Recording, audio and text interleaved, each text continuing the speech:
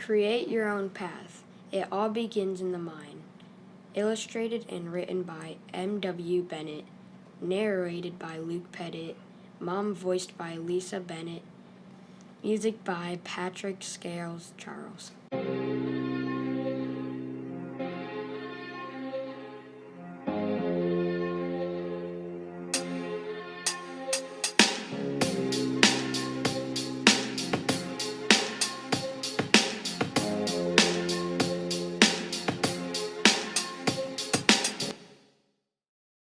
Hello there, my name is Amir. Thank you for spending time with me in my lair.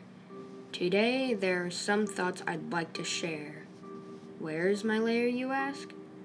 Well, let's just say it can be anywhere. Today, we are spending quality time in my mind. That is where I go to relax and unwind. Sometimes I sit alone and become one with my thoughts and drift into ideas of all sorts. I often reflect on the people in my life that I admire.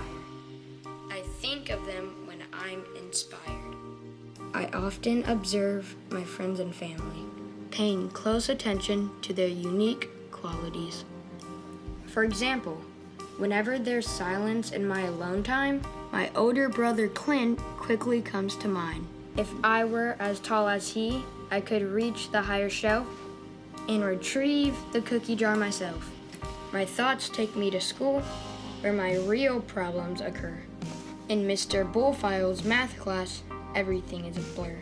If I were as smart as my friend Sandra and shared her patience, I wouldn't struggle with all these math equations. Then I think about the fact that sports are not my forte, and I'm reminded of all the sports I can't play. If I could run as fast as my sister Nicole, I too could join the track team and maybe win the gold. Sometimes my frustration can reveal itself in the simplest of ways. For example, my hunger revealed another weakness the other day. If I were stronger, I wouldn't have to search near and far to find someone to open the peanut butter jar. My imagination creates unexpected despair, as my mind invents new nightmares.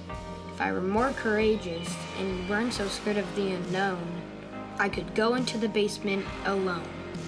My mom is my rock and brings my mind back where it should be, by giving me kind words and encouraging me.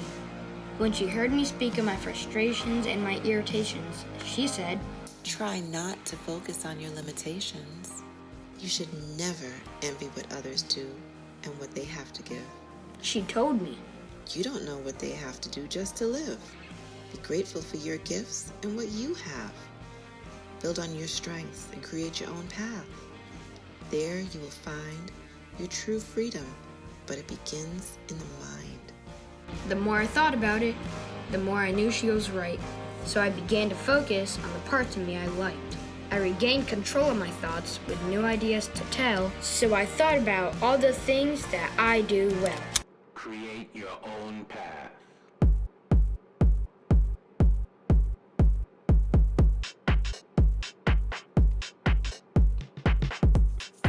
I asked, what if I put my favorite songs on and started to groove?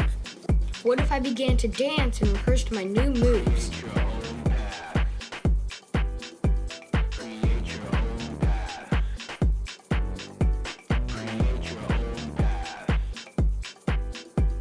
Create your own path.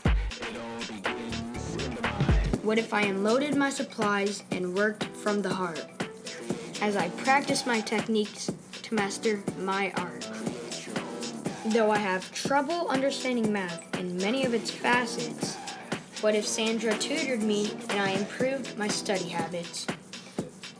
What if I created my own stories that were fun and exciting, as I explored my imagination by writing? What if I continued my guitar lessons and practiced on the acoustic, then began crafting and composing my own music?